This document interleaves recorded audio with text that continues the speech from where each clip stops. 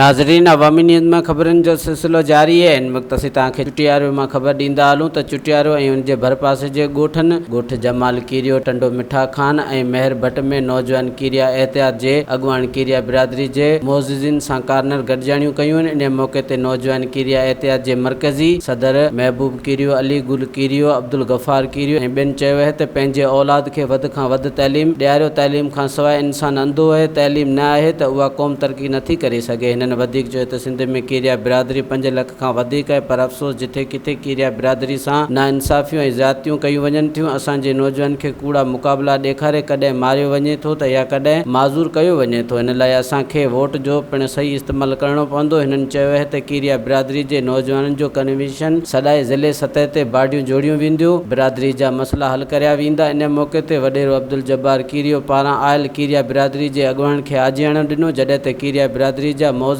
हाजी इलायार कीरियो, सेठ अल्लाह बख्श कीरियो, ख़ालिद कीरियो, गुलाम करीम कीरियो, महबूब कीरियो, जलाल कीरियो ऐं ॿिया मौजूद हुआ। वधीक ख़बरनि ऐं तफ़सील जे लाइ विज़िट कयो असांजी वेबसाइट awamiNewsHD.com ऐं ॾिसंदा रहो अवामी न्यूज़ HD।